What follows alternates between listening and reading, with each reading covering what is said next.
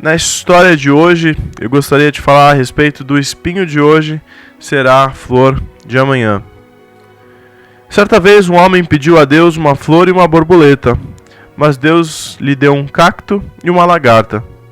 O homem ficou triste, pois não entendeu por que seu pedido veio errado, e daí pensou: também, com tanta gente pedindo coisas, ele resolveu não questionar.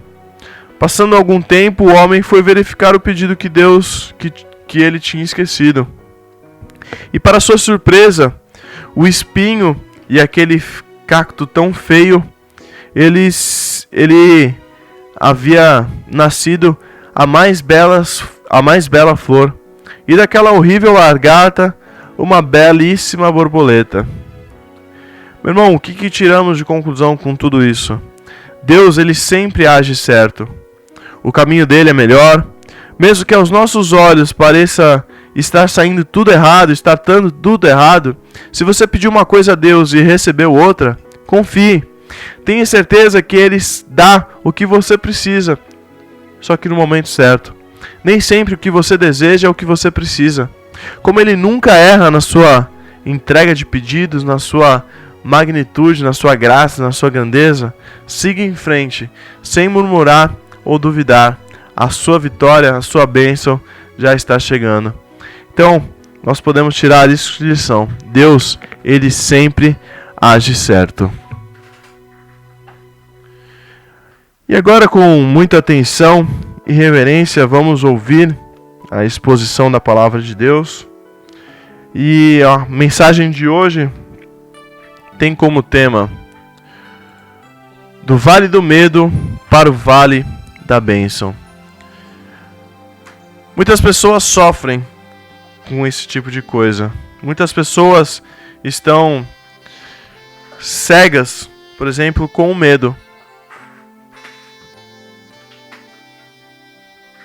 Pessoas que não têm uma esperança, pessoas que olham para ao redor e não veem uma saída, estão no vale do medo, estão no vale tenebroso, estão no vale onde não conseguem achar uma saída, não conseguem achar uma solução para aquele problema tão grande que a pessoa enfrenta, e acabam tomando várias decisões, várias situações que acabam tornando aquelas situações um tanto quanto muito complicadas. E para ilustrar esse tema do vale do medo para o vale da bênção, eu gostaria de ler o livro de 2 Crônicas 20, dos versículos 12 ao 28. Diz assim, estou lendo aqui na versão NVI, 2 Crônicas 20, do 12 ao 28. Ó nosso Deus, não irá tu julgá-los? Pois não temos forças para enfrentar esse exército imenso que está nos atacando. Não sabemos o que fazer, mas os nossos olhos se voltam para ti. Todos os homens de Judá, com suas mulheres e seus filhos, até os de colo, estavam ali de pé diante do Senhor. Então o Espírito do Senhor veio sobre Jaziel, filho de Zacarias, neto de Benaia, bisneto de Jeiel e trineto de Matanias, levita e descendente de Asaf, no meio da assembleia. E ele disse: escutem todos os que vivem em Judá e em Jerusalém. E o rei Josafá: assim lhes diz o Senhor, não tenham medo nem fiquem desanimados por causa desse exército enorme, pois a batalha não é de vocês, mas de Deus. Amanhã desçam contra eles, eles virão pela subida de Ziz, e vocês o encontrarão no fim do vale, em frente do deserto de Jeruel. Vocês não precisarão lutar nessa batalha. Tomem suas posições, permaneçam firmes e vejam o livramento que o Senhor lhes dará. Não tenham medo, nem se desanimem. Saiam para enfrentá-los amanhã e o Senhor estará com vocês. Josafá prostrou-se o rosto em terra, e todo o povo de Judá e de Jerusalém prostrou-se em adoração perante ao Senhor. Então os levitas, descendentes dos coatitas e dos correitas, levantaram-se e louvaram o Senhor, o Deus de Israel, em alta voz. De madrugada partiram para o deserto de Tecoa. Quando estavam saindo, Josafá lhes disse: escutem-me, Judá e povo de Jerusalém. Tenham fé no Senhor, o seu Deus, e vocês serão sustentados. Tenham fé nos profetas dele, e vocês terão a vitória. Depois de consultar o povo, Josafá nomeou alguns homens para cantarem ao Senhor e o louvarem pelo esplendor de sua santidade, indo à frente do exército, cantando: Deem graças ao Senhor, pois o seu amor dura para sempre. E quando começaram a cantar e entoar louvores, o Senhor preparou emboscadas contra os homens de Amon, de Moabe e dos montes de Seir que estavam invadindo Judá, e eles foram derrotados. Os amonitas e os moabitas atacaram os do monte Seir para destruí-los e aniquilá-los.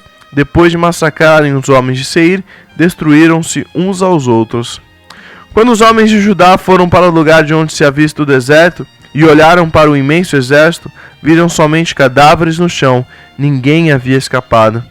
Então Josafá e os seus soldados foram saquear os cadáveres e encontraram entre eles grande quantidade de equipamentos e roupa, e também objetos de valor.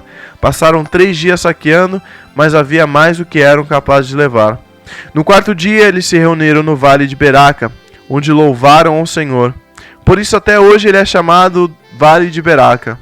Depois, sob a liderança de Josafá, todos os homens de Judá e de Jerusalém voltaram alegres para Jerusalém, pois o Senhor lhe enchera de alegria, dando-lhes vitória sobre os seus inimigos. Entraram em Jerusalém e foram ao templo do Senhor, ao som de liras, harpas e cornetas. Como nós vimos, então, o rei Josafá ele se sentiu cercado como num vale rodeado de montes e ele teve medo. E essa situação que ele viveu, nós iremos chamar de Vale do Medo.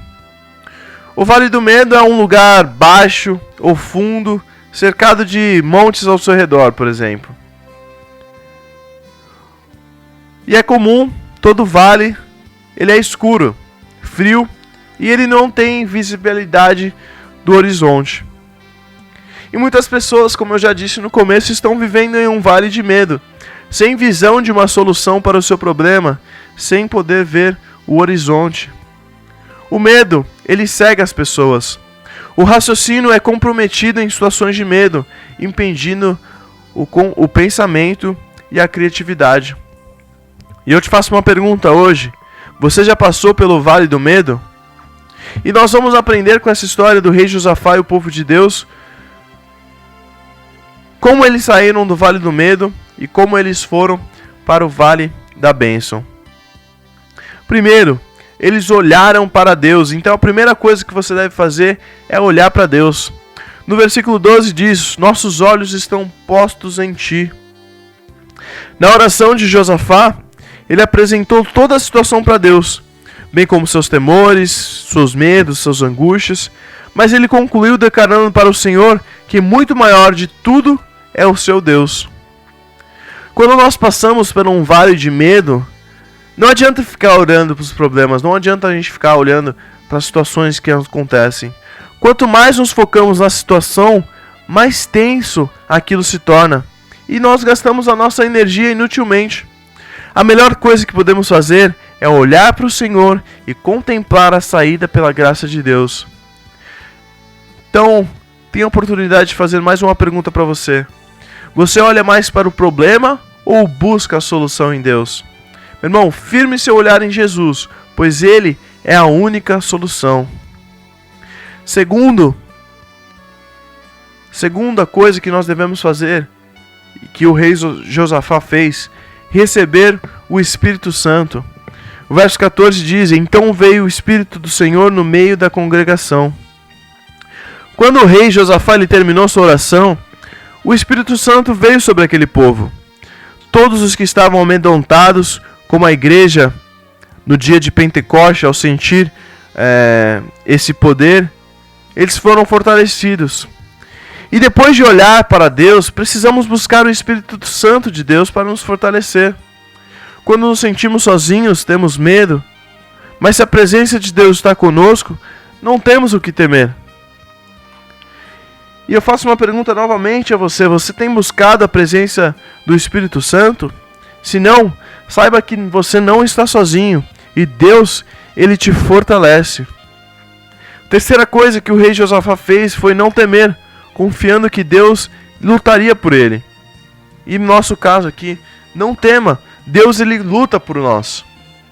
O versículo 15 diz: não tem mais, nem se assustem por causa da grande multidão, pois a luta de você não é de vocês, mas de Deus. O mesmo rei Josafá, que antes ele estava tão amedrontado, agora ele enche os pulmões para animar o povo. E ele garante para os seus súditos que, embora como rei não pudesse fazer nada, Deus ele estaria com eles. Não precisavam de um exército muito grande que os defendessem, porque o próprio Deus os ajudaria. Se eles fossem olhar o número dos inimigos ali, eles veriam que não tinham condição de se defender. Mas Josafá entendeu que o exército diante de Deus é muito maior do que o número de seus inimigos. E se você enumerar os seus problemas, as dificuldades que você tem, as dificuldades que você passa, os problemas que você tem, eu tenho um problema aqui, eu tenho uma dívida ali, eu tenho isso, você não vai a lugar nenhum. Mas se você contemplar a grandeza de Deus, você consegue lutar confiantemente na vitória que vem dele. E você tem olhado mais para os problemas ou você tem confiado na proteção de Deus? Meu irmão, não tenha medo. Deus, ele é muito maior que os seus problemas. Quarta coisa que ele fez foi tomar posição e deixar Deus agir. Versículo 17: nesse encontro não tereis de pelejar, tomai posição, ficai parados e vede o salvamento que o Senhor vos dará. Como o rei ali, o maioral do exército, o rei Josafá ele tinha que tomar uma iniciativa e resolver tudo. Contudo, para que Deus agisse, seria preciso total confiança, e para isso, eles não poderiam fazer nada. Deveriam tomar posição de fé, para contemplar a ação de Deus. E muitas vezes nos achamos competentes para fazer o que queremos, e nos acostumamos a resolver tudo ao nosso modo. Tudo do nosso jeito, o meu jeito é bom, o meu jeito é melhor.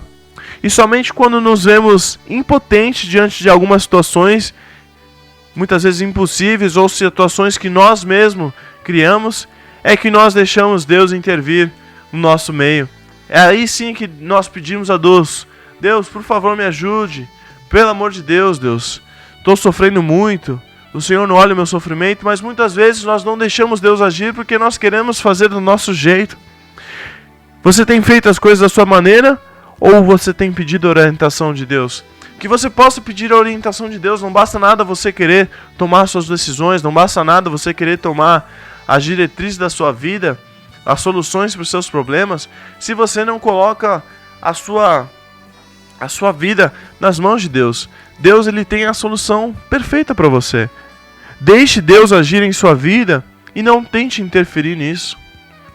Quinta coisa que ele fez foi adorar a Deus. O versículo 18 e 19 diz assim: Josafá prostrou-se o rosto em terra, e todo o povo de Judá e de Jerusalém prostrou-se em adoração perante o Senhor. Então os levitas, descendentes dos coatitas e dos correitas, levantaram-se e louvaram o Senhor, o Deus de Israel, em alta voz. A reação do rei Josafá aqui, então, foi prostrar-se no chão adorando a Deus. Aqui fala que prostrou-se o rosto em terra. Um rei, ele não se abaixava diante de ninguém, porque o rei ele é maior que todos. Mas Josafá ele não teve vergonha nenhuma, o rei Josafá não teve vergonha nenhuma de se lançar ao chão com o seu rosto em terra, revelando a sua total submissão a Deus. Meu irmão, a adoração nos leva à presença de Deus, onde eu e você recebemos o poder para vencer. Somente diante de Deus somos fortalecidos para que possamos alcançar o impossível. Muitas vezes estamos tentando fazer coisas quando não devemos fazer nada além de adorar a Deus. Você está ainda gastando tempo tentando resolver os seus problemas? Invista mais tempo em adoração e você vai ver como as suas coisas serão resolvidas, como Deus irá intervir a seu favor. Invista tempo nos seus TSD, invista tempo nesse seu relacionamento com Jesus, invista tempo em adoração. Sexta coisa que Josafá fez: creu na promessa de Deus. Então a nossa sexta coisa que nós devemos fazer, creia na promessa de Deus. O versículo 20 diz: de madrugada partiram para o deserto de Tecoa. Quando estavam saindo, Josafá lhes disse: escutem-me, Judá e povo de Jerusalém. Tenham fé no Senhor, o seu Deus, e vocês serão sustentados. Tenham fé nos profetas dele, e vocês terão a vitória. Então, meu irmão, creia na promessa que Deus tem para você. Ao adorar a Deus, o rei Josafá se encheu de fé e coragem, como nós vimos aqui. Então ele falou palavras para inspirar o povo a acreditar naquela vitória. Se o povo continuasse triste, eles não teriam forças para lutar. Por isso, trouxe à memória de todos as palavras de Deus e a mensagem de seus profetas. Quando nós buscamos orientação na palavra de Deus, quando nós buscamos orientação nas Escrituras, nos sentimos preparados para enfrentar tudo.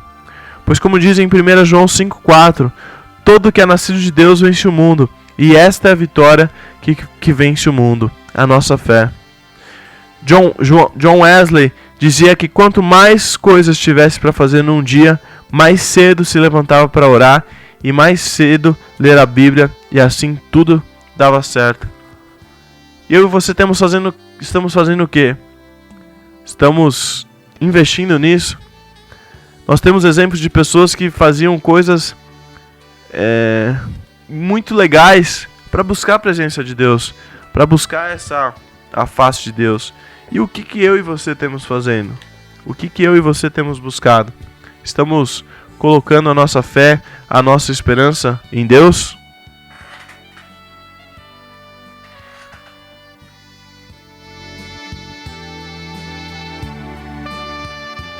Então, que você tenha esses momentos com Deus. Se for preciso, levante mais cedo. Se for preciso, busque outros métodos, outras coisas para buscar a presença de Deus. Mas faça isso. Quando você enfrenta os seus problemas, você tira tempo para ouvir e ler a palavra de Deus, ou você fala: nossa, esse problema está muito grande, esse problema está assim, não estou conseguindo, não estou com cabeça para isso. Você faz assim? Você negligencia a palavra de Deus porque você tem falado: poxa, eu estou passando tanta coisa, Deus vai entender, Deus vai ficar tudo bem, não tem tanto problema. Meu irmão, alimente a sua fé com a palavra de Deus. Alimente a sua fé com aquilo que você tem. Enfrente os seus problemas, mas não tire tempo que você tem com Deus. Não deixe isso para depois. Sétimo e última coisa que Josafá fez: lute apenas espiritualmente. 21 diz assim, 2 Crônicas 20, 21. Depois de consultar o povo, Josafá nomeou alguns homens para cantarem ao Senhor e o louvarem pelo esplendor de sua santidade, indo à frente do exército cantando: deem graças ao Senhor, pois o seu amor dura para sempre. E depois de fazer tudo isso, o rei Josafá poderia pensar que estava pronto para lutar, mas não devia fazer nada. Sua batalha seria espiritual. E foi por isso que ele saiu vitorioso e chegou, então, finalmente, ao Vale da Bênção. Muitas vezes achamos que porque oramos e recebemos uma palavra de fé, podemos fazer tudo do nosso jeito e vai dar certo. Mas isso não é verdade. A Bíblia nos ensina, no Salmos 37:3, confia no Senhor e faça o bem. Não adianta confiar e fazer tudo errado. Por isso, nós cristãos precisamos aprender a se defender espiritualmente. Quando você luta com as suas próprias forças, fica muito cansado e sem condição de vencer. Porque como diz em 2 Coríntios 10:4, porque as armas da nossa milícia não são carnais, mas sim poderosas em Deus para a destruição das fortalezas. Você tem lutado apenas espiritualmente ou tem combatido com suas forças? Não lute com a carne. A sua batalha, ela é espiritual. Meu irmão, que hoje você possa sair do vale do medo e ir para o vale da bênção. 2 Crônicas 20, 26 diz: no quarto dia, eles se reuniram no vale de Beraca, onde louvaram ao Senhor. Por isso até hoje ele é chamado de Vale de Beraca.